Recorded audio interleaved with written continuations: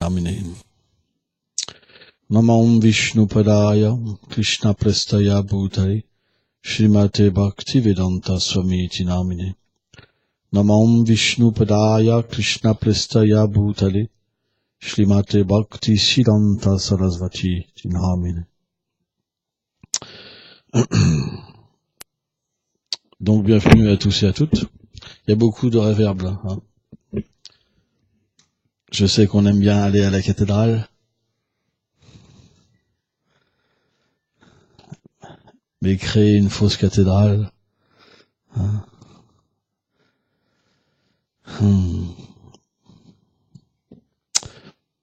Pourquoi on a besoin d'un maître spirituel?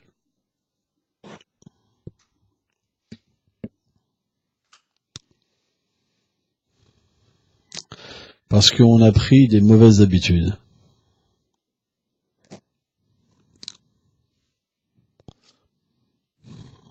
Sans accepter des directives qui nous viennent d'un plan supérieur, on ne peut pas changer notre cœur. Par exemple, on peut, par une association, changer le cours de notre existence, véritablement. Si je fréquente des gens qui ont beaucoup d'attirance pour le plaisir des sens, comme la vie sexuelle, par exemple, naturellement, à un moment, des désirs concupiscents vont commencer à influencer. Et on va voir le monde comme gorgé de belles femmes ou de beaux hommes. Et notre mental va être pris dans ce niveau d'existence.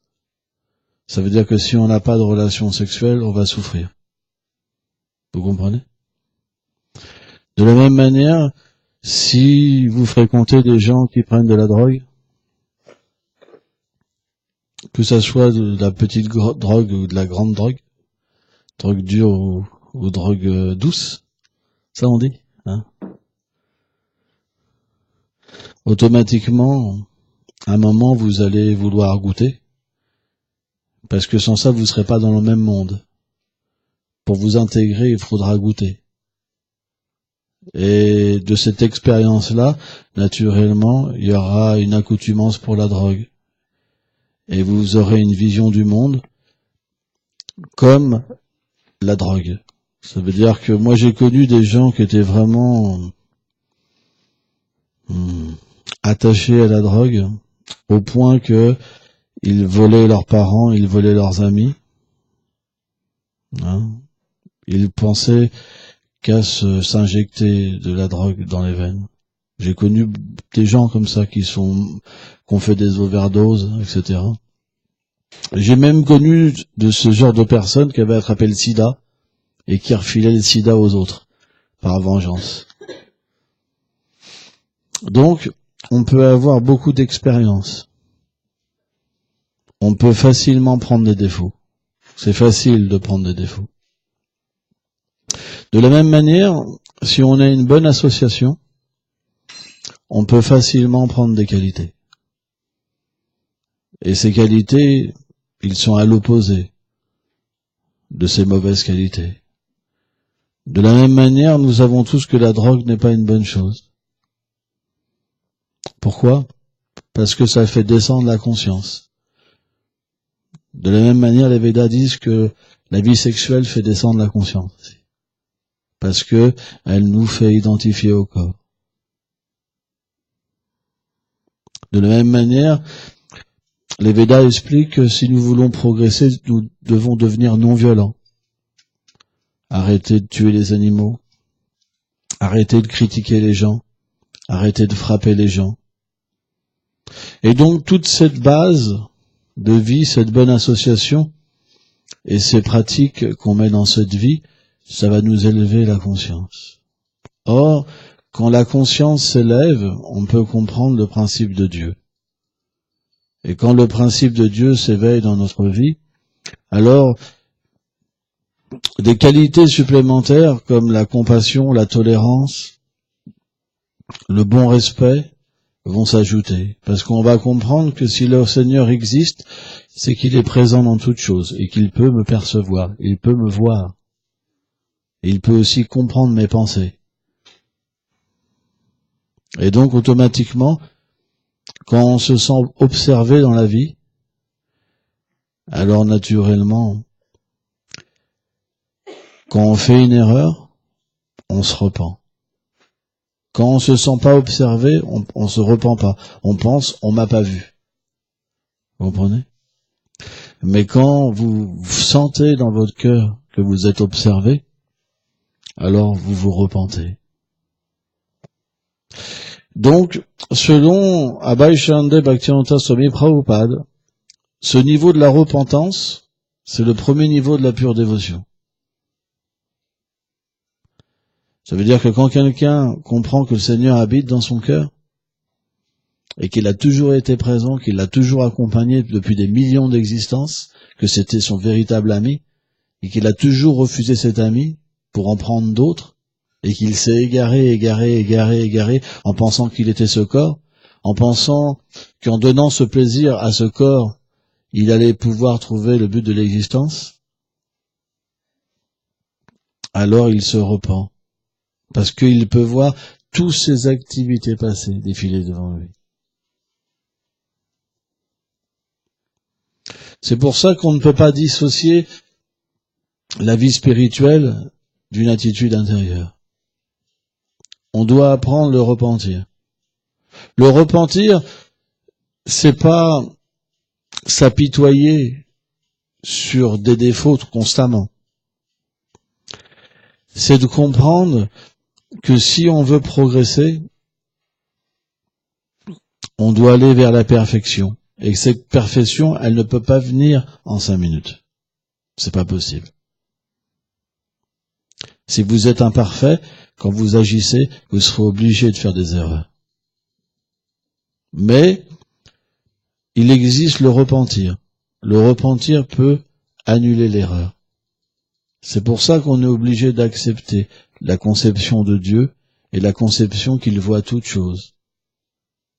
De cette manière-là, quand on fait quelque chose de mauvais, on peut demander pardon, se recentrer sur la voie pure et continuer, et continuer, et continuer. Et un jour, alors, par le fait de se repentir et détruire toutes les réactions de nos actes, on pourra véritablement accepter dans notre cœur un dévouement au Seigneur suprême. Parce que quand on se sent pardonné, alors au début on demande pardon parce qu'on ressent qu'on fait des mauvaises choses. Mais à un moment quand on se sent pardonné et qu'on meurt de cette vie pour obtenir une nouvelle vie, alors il y a un autre stade qui s'offre à nous, c'est la reconnaissance. La reconnaissance est supérieure au repentir. Parce que quand on est reconnaissant, on sait qu'on est sauvé. On vit à l'intérieur, on sait que la porte du royaume des dieux nous est ouverte. Pourquoi? Parce qu'une expérience avec le Seigneur suprême se manifeste. C'est ça la reconnaissance. Tant qu'on demande pardon, la porte n'est pas ouverte. Mais quand le pardon est complet, et qu'on arrête de faire des bêtises, qu'on arrête d'avoir ce mauvais comportement, alors à ce moment-là, la porte s'ouvre. Et à ce moment-là, on peut comprendre qu'on accède à quelque chose d'inconcevable. Et que cette personne-là qui nous ouvre la porte, elle était déjà présente dans notre vie avant. Elle nous a accompagnés. Et là, on peut voir toutes les périodes de notre vie et comment le Seigneur était derrière nous déjà. On peut le voir, on peut le comprendre parce qu'en fait, rien que avoir cette expérience-là, toute notre vie passée, toutes nos vies passées, sont comme se déroulent et on voit comment il nous a accompagnés. Vishwanath Chaitanya Thakur explique ça dans Madhurika-nandini. Quand quelqu'un, en fait, obtient la perfection de l'existence, Prema Bhakti, et qu'il est dans son corps spirituel et que Krishna vient le chercher, Et le Krishna lui dit, en fait, je t'ai accompagné dans toutes ces vies. Mais tu voulais pas être avec moi. Mais j'étais là, tout le temps, tout le temps. Donc quand cette porte s'ouvre, véritablement, on a une dette. Et cette dette-là, qu'est-ce que dit le Seigneur suprême dans la Bhagavad Gita? Il dit, celui qui aide mes dévots, il le met le plus cher. La dette, on pourra la payer en aidant les autres. C'est pour ça que, à moins que la porte soit ouverte, c'est très difficile d'aider les autres. Parce qu'on est centré sur nous-mêmes. Parce qu'on a des problèmes. Parce qu'on fait toujours des erreurs. C'est extrêmement difficile. Quand vous faites toujours des erreurs, que vous n'arrivez pas à avoir le bon respect, c'est très difficile d'être miséricordieux envers les autres. Extrêmement difficile. Parce que ça paraît pas naturel.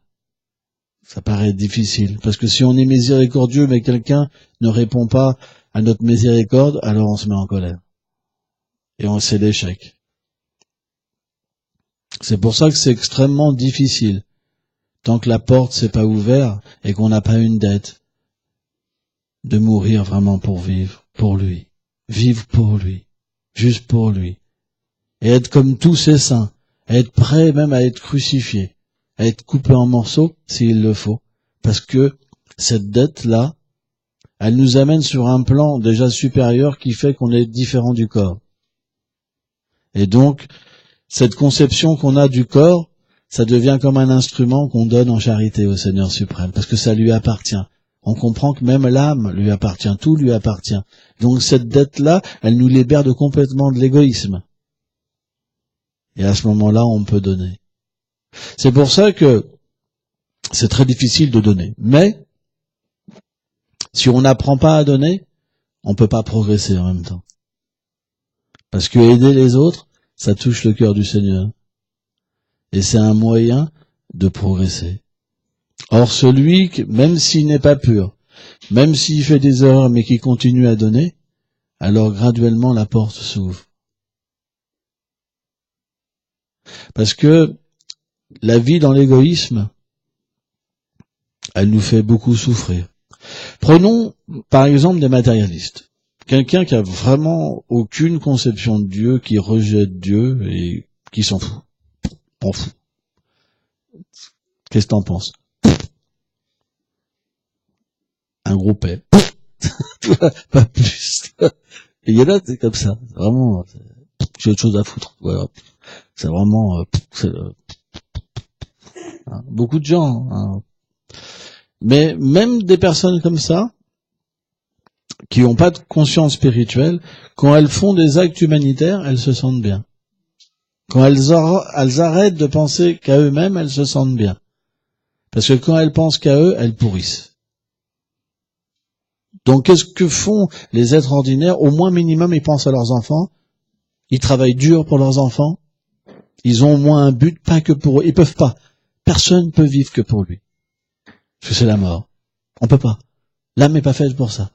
C'est un symptôme de l'âme. Donc naturellement, plus on ira vers tous les êtres vivants, mais ça c'est pas possible sans Dieu. Parce que le Seigneur, on parlait hier, c'est comme l'harmoniste.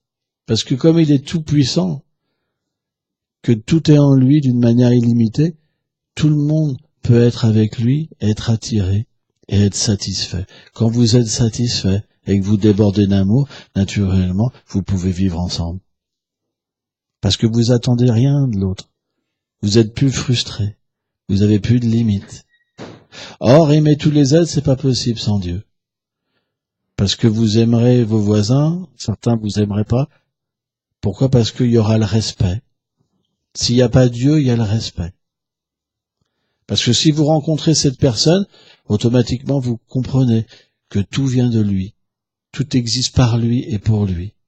Donc vous chercherez pas du respect. Parce que vous comprendrez que tout ce qui vous avez en vous, ça lui appartient. Vous pouvez pas vous illusionner sur quelque chose qui vous appartient pas. Je vais donner un exemple. Par exemple, quelqu'un vous dit tiens, je te donne ça, mais tu dis pas que c'est moi. on vient vous voir. Waouh, t'as vu ce que t'as fait? C'est génial! Waouh! C'est génial! Et vous n'avez pas le droit de le dire. Oui. Tiens, on t'a fait comment? Comme ça, quoi. Ah, mais tu te rends pas compte? Bon, bof. C'est tout ce que vous allez pouvoir dire, ça vient pas de vous. Vous pouvez pas en tirer un bénéfice, ça vient pas de vous. Vous pouvez pas obtenir du respect de cette chose-là, ça vient pas de vous. De la même manière, si vous avez cette connexion, vous chercherez plus le respect. Mais vous le donnerez à tout le monde, parce que le Seigneur est dans le cœur de chaque être vivant. C'est pourquoi on ne peut pas aimer les êtres, tous les êtres sans Dieu. Parce que quand Dieu n'est pas là, on aime les êtres qui nous respectent. Ceux qui nous respectent pas, on ne peut pas les aimer. On peut avoir un pardon, mais les aimer, c'est difficile. Que dire quelqu'un qui va frapper votre frère, qui va tuer votre frère? Mais celui qui est avec Dieu, il peut pardonner et aimer, même celui qui tue. Parce que il voit la vérité.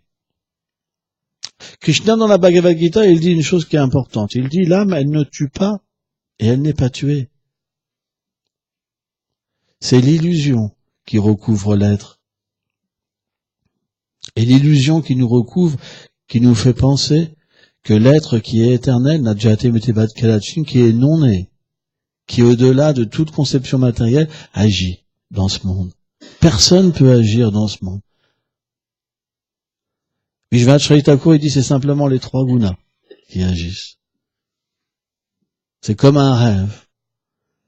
Vous savez, dans un rêve, par exemple, quand on se rappelle bien des rêves, on est amené dans des choses des fois qu'on n'a pas du tout envie. On n'arrive pas à le contrôler, le rêve. Vous comprenez? Quand on est parti, on est parti. Au moins avec le corps physique, on peut avoir une discrimination. Mais dans le rêve, c'est pas possible. Vous avez remarqué ça? C'est plus difficile dans un rêve d'avoir une discrimination. Beaucoup plus difficile. Et ben de la même manière, ce monde matériel, il y a des énergies. Ça, il y a des énergies matérielles qui ensorcellent l'être vivant, comme dans un rêve. Mais de la même manière, quand vous vous réveillez d'un rêve, vous comprenez que c'est pas moi qui ai voulu ça. C'est pas moi qui ai agi. C'est pas moi qui l'ai tué dans le rêve. Et vous vous détachez de ce rêve. Vous voulez pas cette réalité qui vienne vous rejoindre, vous recouvrir. Et ben de la même manière, au fur et à mesure qu'on va servir le Seigneur suprême, au fur et à mesure qu'on va avoir cette attitude intérieure, et que cette porte va s'ouvrir et qu'il y aura la reconnaissance, alors vous réaliserez au fur et à mesure que vous êtes différent du corps. Et que les énergies matérielles qui vous envoûtaient, elles lâchent leur emprise. Tant qu'elles sont puissantes, tant que l'abandon du Seigneur n'est pas puissant, l'énergie matérielle reste puissante. Et elle vous fait croire quoi? Vous êtes malheureux. Vous êtes heureux. Vous êtes une femme maigre, vous êtes une femme grosse, un homme gros, un homme maigre, quelqu'un d'intelligent, quelqu'un de riche. Vous voulez pas être un cas pauvre, vous voulez pas être un voyou, vous voulez pas être ceci, vous voulez pas être cela. Ça, c'est l'énergie matérielle. Mais quand l'énergie matérielle lâche son emprise, alors vous vous mettez à voir la vérité et à aimer la vérité. C'est pour ça que c'est très difficile pour en arriver là, tout seul, sans maître spirituel. Je reviens maintenant au début.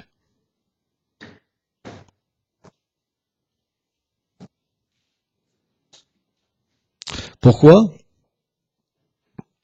Krishna, il dit dans la Bhagavad Gita, Tadvedi paripasana sevaya, upadesham tedaigana yastapadaljina. Il dit qu'on doit aller rencontrer une personne qu'il connaît, qui peut parler avec lui, qui peut entrer dans son royaume. Une personne, vous savez, la porte s'est ouverte et il est rentré. Il a vu. Il voit la vérité. Il vit dans la vérité. Il est sorti de l'illusion matérielle. Nirguna. Il dit, cette personne-là, elle peut t'expliquer la nature de ce monde. Elle peut, à ton niveau, t'aider à aller vers cette demeure éternelle. Il n'y a pas d'autre moyen, Krishna a dit. Et il dit une chose qui est importante, c'est qu'on doit approcher avec une attitude. Qu'est-ce que c'est l'attitude? Tant qu'on ne comprendra pas qu'on a un problème, on ne pourra pas avoir d'attitude. Par exemple, si un gourou il dit à quelqu'un qui est attaché au corps, « T'as vu ton corps, il dépérit. Comment il ose me dire ça, moi qui suis si belle ?» Ça peut pas marcher. Vous comprenez? Si quelqu'un a un but de sa personne, et le maître spirituel il dit, « T'es vraiment dans l'ignorance de croire que tu es ce corps. » Comment ça dans l'ignorance? Moi? Ça sera pas possible. Vous vous bataillerez avec le maître spirituel. Mais si vous avez compris que vous avez besoin d'aide, alors naturellement, toutes les paroles qu'il dira, ça vous profitera et ça vous libérera.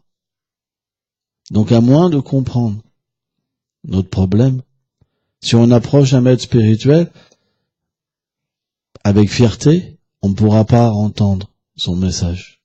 On ne pourra pas entendre la vérité. On ne pourra pas voir la vérité et ça n'aura pas d'effet dans notre vie. Simplement, on restera attaché en pensant, moi, il faut que je sois avec des gens qui me ressemblent. On sera complètement dans l'ignorance.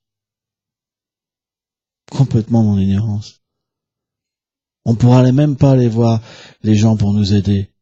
On sera paralysé parce qu'on est dans la duplicité. La duplicité, c'est quoi? C'est que je suis ce corps.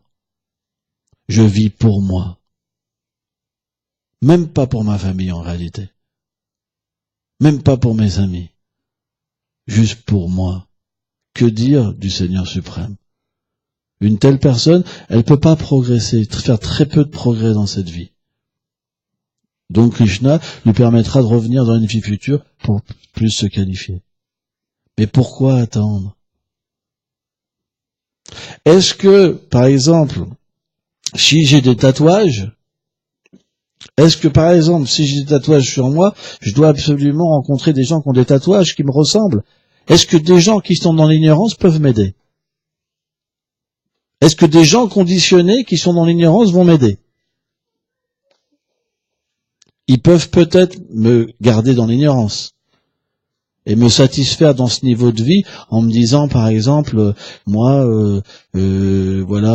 j'écoute de la pop musique, j'écoute ceci, cela, ça va peut-être me satisfaire en ayant une vie mixte, ça veut dire que j'ai un peu de dévotion, j'aime bien quand même, mais j'aime bien aussi le côté négatif.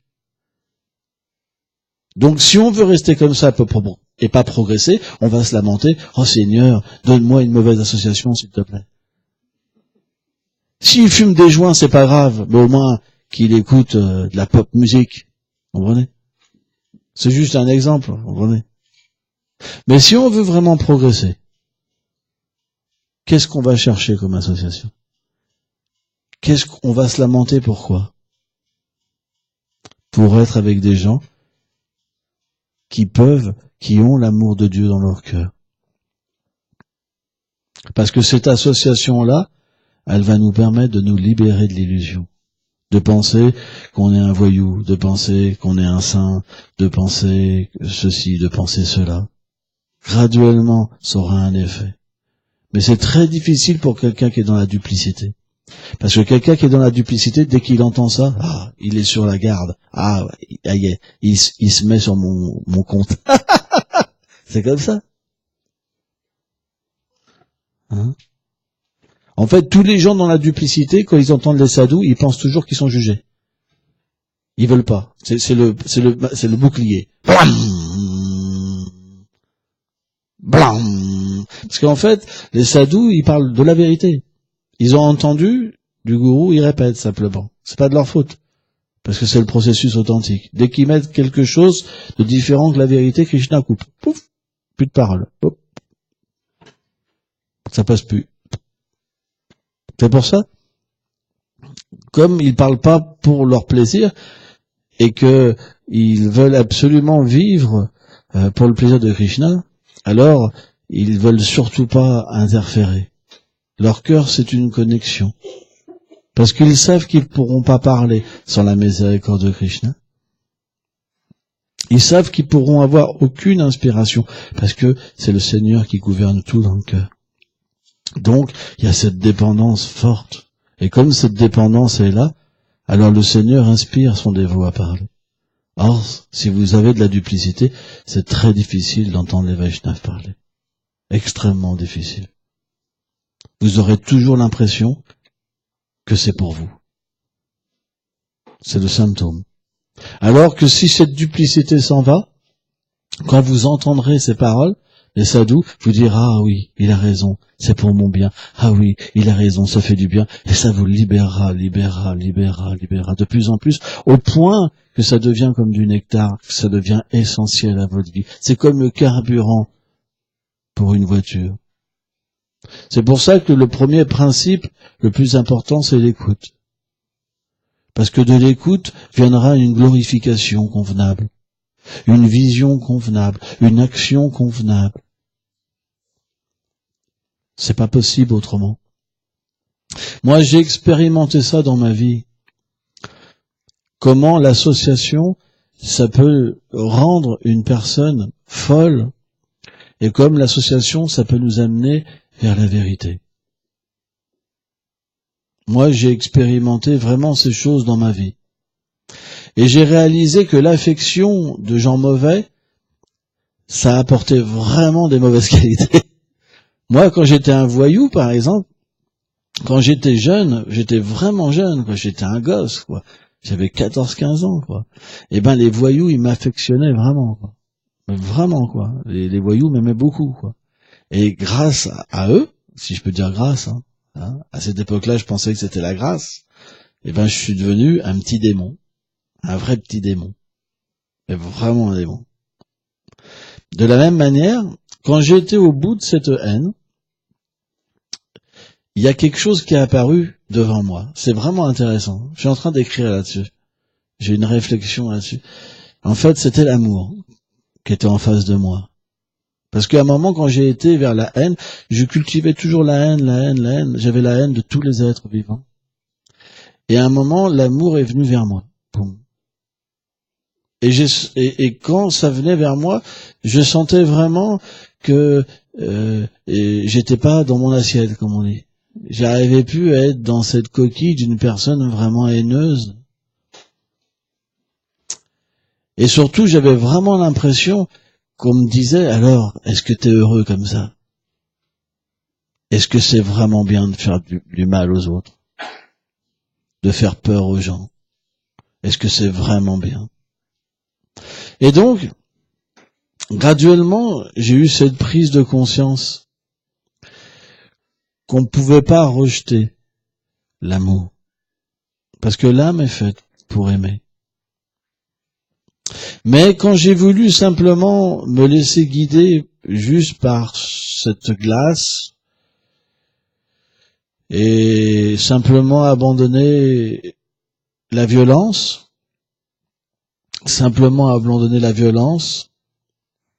j'ai pas pu m'épanouir.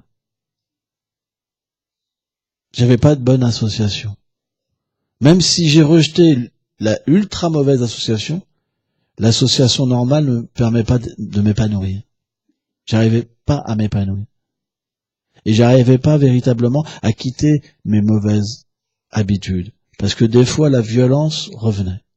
D'une manière démesurée. Ça veut dire, en un instant, je devenais un monstre. Waouh! Comme ça, clac. Et quand je redescendais de cette violence, j'étais perdu de nouveau. Je ne savais pas comment faire.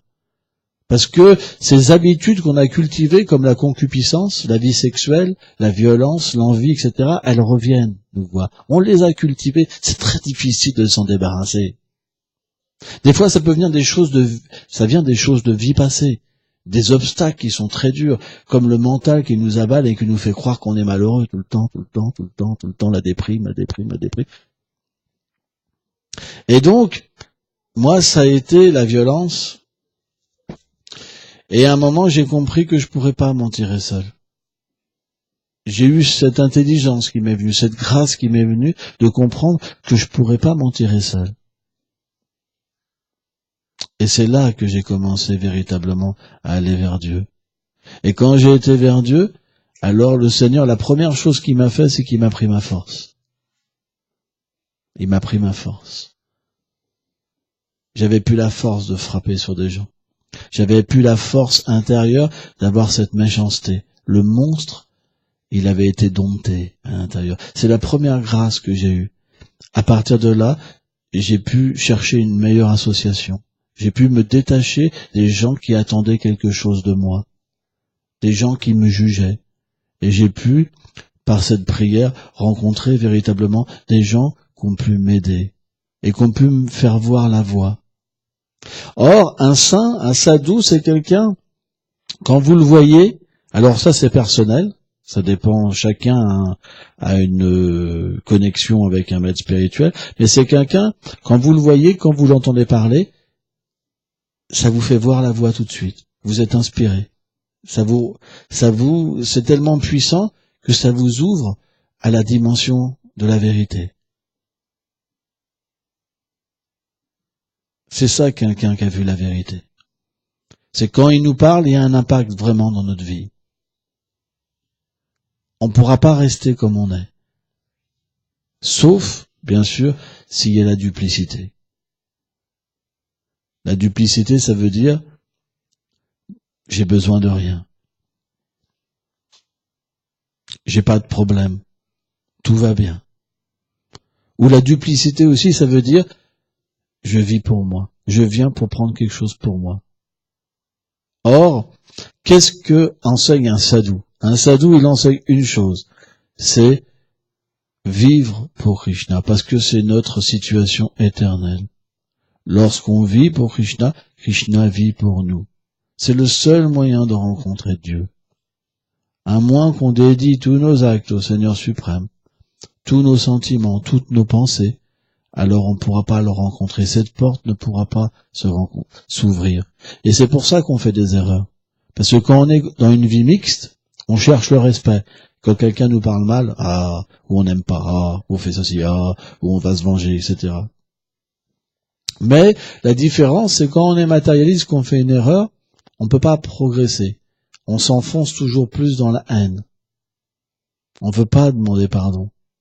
On a de l'orgueil. On veut le respect, on ne veut pas donner du respect. Mais dans la vie spirituelle, le Seigneur est miséricordieux. C'est qu'il reprend son dévot dans son cœur. Et quand on agit mal, on se sent repris, on observe une souffrance en nous, et on est obligé de rectifier notre vie.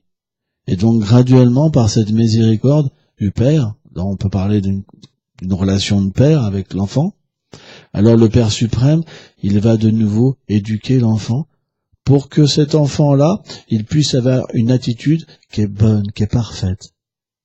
Et dans un second plan, alors, quand cette attitude est vraiment parfaite, il peut se sentir de nouveau attiré par le Seigneur, et à un moment ou à un autre, l'intimité vient, et il peut comprendre le plan où Krishna existe.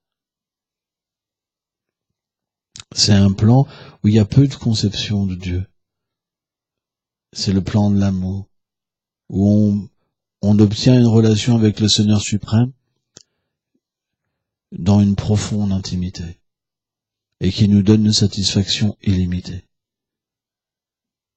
C'est pour ça que notre but dans une relation avec le maître spirituel, ça doit être d'atteindre ce plan. C'est pas simplement pour avoir des bons rapports dans notre famille. Bien sûr, si on n'a pas des bons rapports dans notre famille, on n'atteindra jamais ce plan d'existence, parce qu'il faut le bon respect.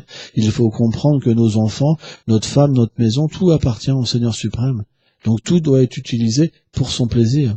Et à partir de là, naturellement, le plan divin descendra à nous.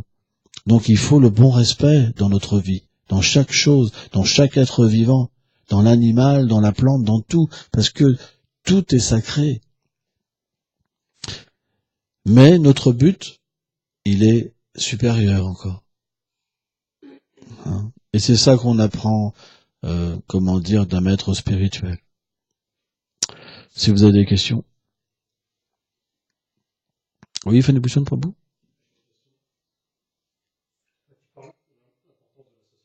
Ouais.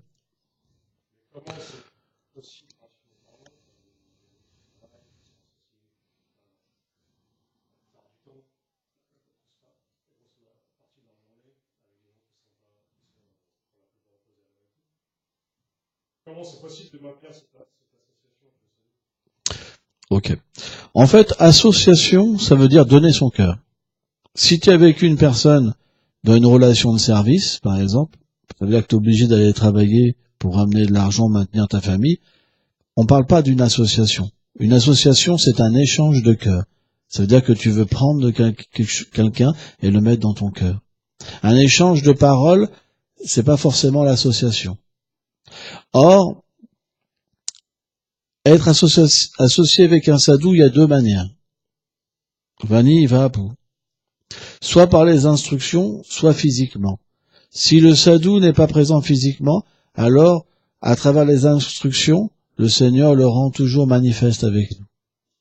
Or, qu'est-ce que veut un sadhu? C'est qu'on soit bon envers tous les êtres vivants. Donc, naturellement, si dans notre travail, on a des bons rapports et qu'on le fait pour une cause supérieure, ça veut dire pour le plaisir du Gourou et Krishna, alors on est toujours avec eux. Parce qu'on est avec eux, puisqu'on est dans cette situation pour eux. Alors que si on est dans cette situation pour nous, on va souffrir. C'est pas plus compliqué que ça. Parce que Krishna est dans le cœur. Si on ne le voit pas, si on le sent pas, c'est parce on vit pour nous. Dès qu'on vit pour lui, il se manifeste. Donc, plus on ira vers lui, et plus il sera présent dans notre cœur. Et naturellement, plus il sera présent dans notre cœur, plus il sera présent dans notre activité. Et puisqu'il sera plus présent dans notre cœur, on verra aussi qu'il est présent dans le cœur des autres. Et on verra que c'est lui qui fait tous les arrangements, qui permet que tous les gens, en fait, toute cette coordination, c'est lui qui fait toutes les choses. Et donc, finalement, on ne sera jamais séparé de lui. Parce que c'est la chose la plus importante, le Seigneur suprême. Puisque sans lui, rien ne peut être fait. C'est lui qui crée ce monde. C'est lui qui nous permet d'être indépendants. C'est lui qui nous permet de détruire. C'est lui qui nous permet de construire. Mais au-dessus de tout, c'est lui qui nous permet de nous libérer de cette illusion de croire qu'on détruit ou qu'on construit. Parce que l'âme, elle peut pas être dans cet élément-là. Donc si on agit pour lui naturellement, à un moment, on va comprendre cette nature qui nous relie à lui. Et on va comprendre la nature qui nous relie aux autres. Et on appelle ça l'harmonie. Ça veut dire qu'on verra plus les défauts des êtres. On verra leur vérité. Et là, l'amour pourra être présent, même pour des êtres mauvais. Quand on a des désirs matériels,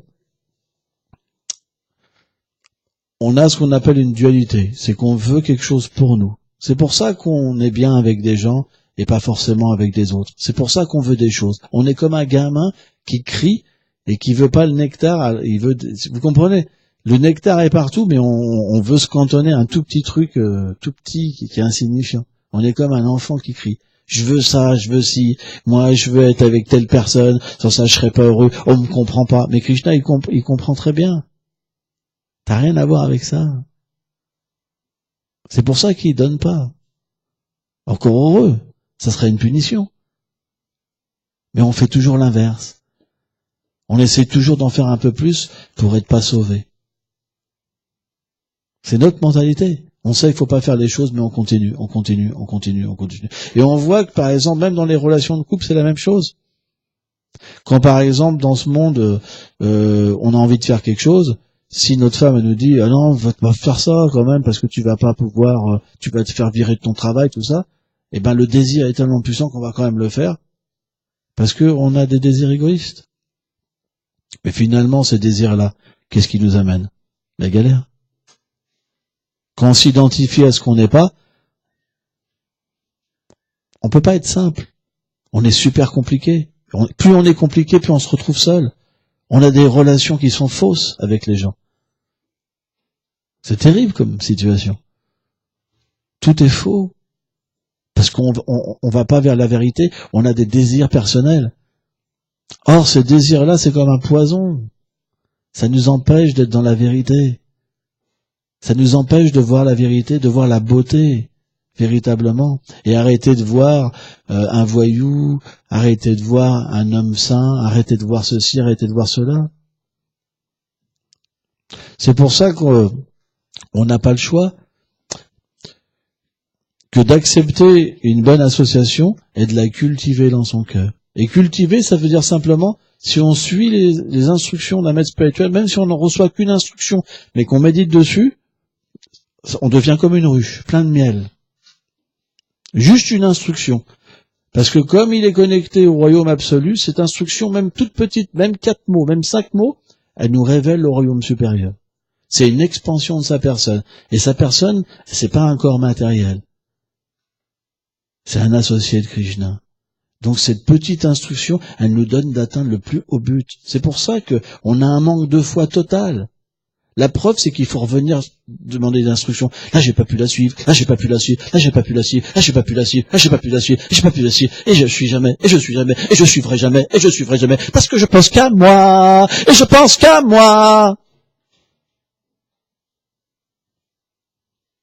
Eh ouais. Ça marchera jamais. C'est pour ça que vous devez suivre les instructions. Parce que quand vous suivez les instructions, vous ne pouvez pas penser à vous. Parce que vous êtes obligé de suivre quelque chose de supérieur. Mais c'est très difficile de suivre. Parce que comme on pense qu'à nous, on ne peut pas suivre.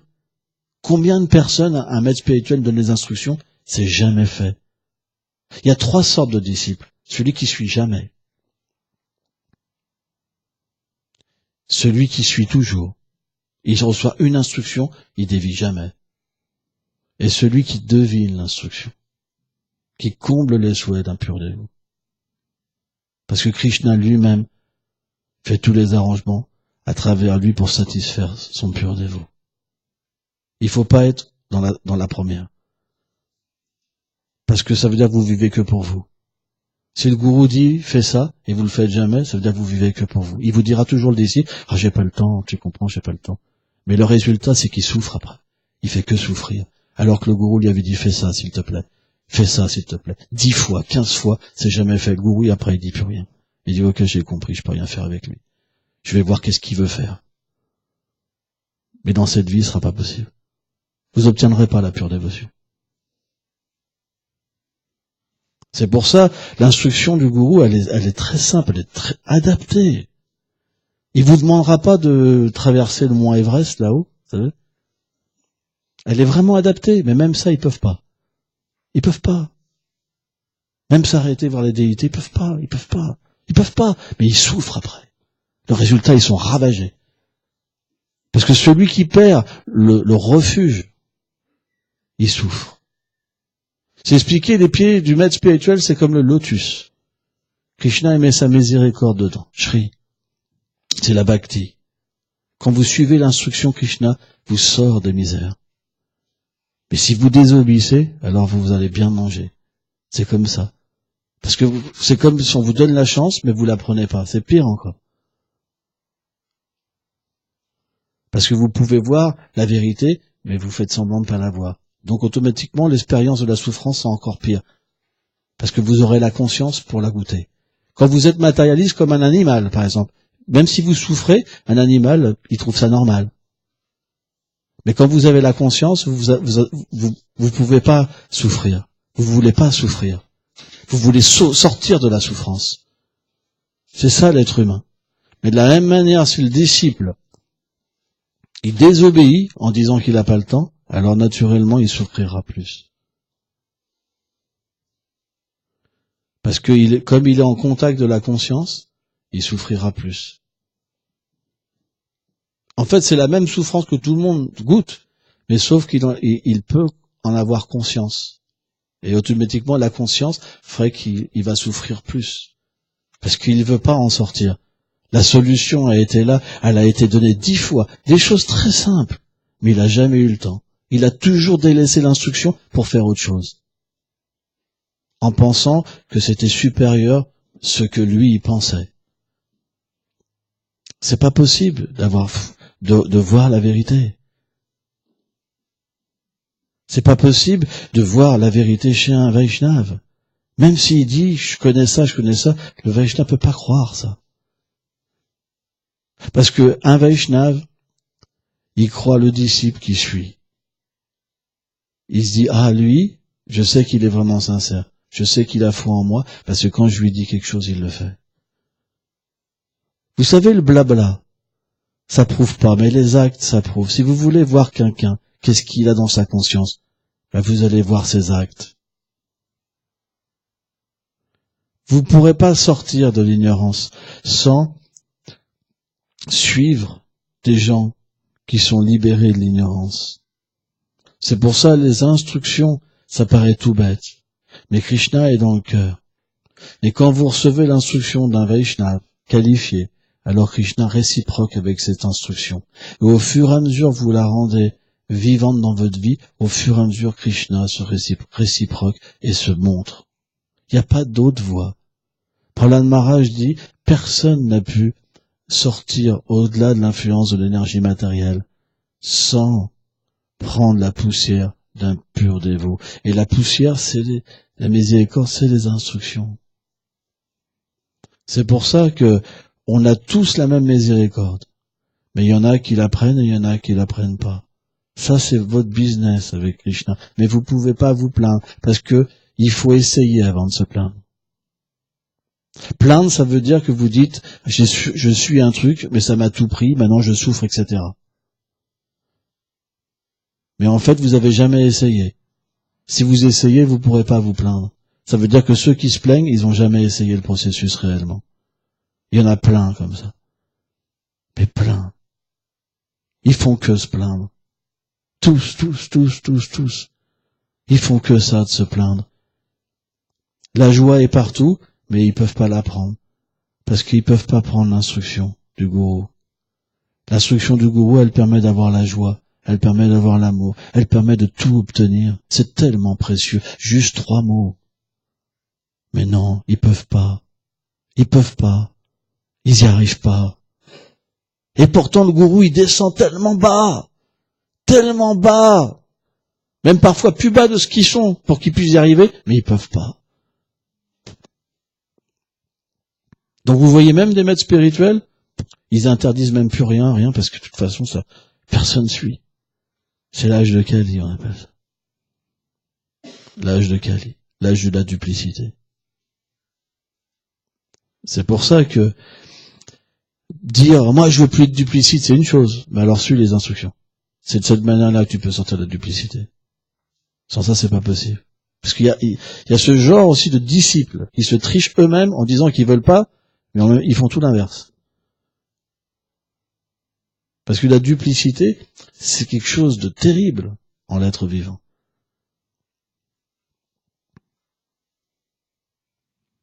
Ça veut dire qu'on va se mentir à nous-mêmes. Et c'est pour ça que le seul moyen d'y arriver, c'est de prendre une instruction et le mettre sur la tête toute sa vie. C'est une méditation de toute une vie. Et elle nous mène à la perfection. C'est pour ça que le maître spirituel n'a pas besoin de donner 30 000 instructions. Moi, mon gourou, il m'a donné 2 instructions. Pourtant, je l'ai vu quand même pas mal de fois. Il m'a donné 2 instructions. Il m'a dit, tu chantes 64 tours et tu maintiens la communauté. Eh ben, ma réalisation, c'est que juste 64 tours déjà, c'est une vie intime. Mais maintenir la communauté, juste ces 3 mots, qu'est-ce que ça représente? Waouh! L'abandon total. Et se donner pour les dévots. Se donner pour que Krishna y soit heureux. Sur l'autel. Réaliser que cette demeure-là, elle ne nous appartient pas. Quelle est la demeure des purs dévots de Krishna? C'est immense. Immense. Juste 3 mots. Mais ceux qui sont dans la duplicité, ils vont rien écouter. Ils ont vu le gourou, ils ont eu des instructions, ils les ont oubliées. Le lendemain ou 2 jours après, ils font autre chose. Parce qu'ils peuvent pas. Ils peuvent pas. Ils peuvent pas lutter. Ils peuvent pas se battre pour devenir des serviteurs. Ils veulent être servis. Donc c'est pas évident. Je sais que c'est dur, mais on n'a pas le choix. Il n'y a rien de difficile là-dedans. Parce que dès qu'on veut suivre l'instruction, Krishna nous aide. Moi, c'est mon expérience dans ma vie. C'est mon expérience. Quand j'ai commencé à être Vaishnav, parfois, j'avais de la colère qui revenait en moi et j'allais dans les endroits isolés pour hurler des fois, tellement c'était difficile de pas frapper sur quelqu'un et lui éclater la tête. Mais, parce que mes maîtres spirituels ont voulu que je sois de telle manière, j'ai toujours été quand même vers leurs souhaits. Je me suis toujours battu pour qu'ils soient satisfaits de moi. Et je vois, quand l'avant-dernière fois j'étais à Mayapur, par exemple. Il y avait un dévot, il m'adore, vraiment, il fait que me critiquer partout. Et dès qu'il me voit, il a une haine, mais qui se manifeste en lui, il peut pas me voir, vraiment, je suis la personne qu'il déteste. Et il a été voir tout le monde pour me critiquer, et après j'ai vu que tout le monde m'évitait. Mais je me suis dit, c'est ce que veut mon Gurudev. Il m'avait demandé l'inviter, je l'ai pas fait, et ben maintenant, je vois le résultat. Il a été voir chaque personne. Chaque personne. Tu te rends compte? Mais, quand je voyais au fur et à mesure que les gens, ils m'évitaient, qu'ils me regardaient même peu, je me suis dit, c'est tellement merveilleux. Parce que j'accomplis le désir de mon gourou. Et j'ai senti une telle satisfaction en moi. C'était tellement merveilleux. La satisfaction, on l'obtient de l'intérieur, pas de l'extérieur. Vous vous rendez compte? Tout le monde avait un jugement sur moi. Et pourtant, j'ai jamais été aussi satisfait. C'est la preuve. Mais maintenant, je vous pose cette question. Qui serait prêt à ça? Quand je vois des dévots, ils voient deux personnes les regarder, ils osent même plus venir au temple. Ils osent même plus venir au temple, tellement ils se sentent mal, etc. Imaginez, vous arrivez dans un endroit, il y a des centaines de personnes qui vous voient comme un dévié, comme un sadhu dévié, qui a une Harley Davidson, qui a un gros ventre, un ancien ceci, un ancien cela. Et pourtant, vous devenez de plus en plus satisfait. Ça, c'est la puissance de l'instruction du gourou. Mon Gurudev, quand il m'a donné mon nom, Bhakti Chandan Yati, alors c'est Yashoda Dulal qui m'a répété ces paroles, il m'a dit, je veux que tu deviennes comme Yudhishthir. La droiture. Je veux que partout où tu ailles, que le parfum de la dévotion, que tu l'amènes avec toi. C'est ce que mon gourou m'a demandé de devenir. Il m'a demandé ça, mon gourou. Et une chose est sûre, un tel Vaishnav, quand il veut quelque chose, ça arrivera un jour. Parce que c'est pas nous qui le désirons, c'est au-dessus. Ce qu'un Vaishnav veut pour nous, ça arrivera, mais on prendra rien de nous, parce qu'on réalisera la dette. Mon Gurudev, il est tellement miséricordieux avec moi. Tellement miséricordieux. Il veut le meilleur pour moi. Le plus haut, même plus haut que lui, il veut. Il veut que même j'atteigne quelque chose de plus intime que lui. Ça, c'est un sadhu. Ça, c'est un sadhu. Mais qu'est-ce qu'on comprend quand on l'approche et qu'il nous dit 3 mots? Est-ce qu'on a cette vision-là? Comprenez? C'est pour ça qu'on a besoin d'entendre pour approcher différemment à chaque fois. C'est une nouvelle chance qui nous sera donnée à chaque fois. Et le jour où on prendra la chance, ça sera fini la galère. La porte nous sera ouverte. Et on deviendra heureux à jamais. Merci beaucoup.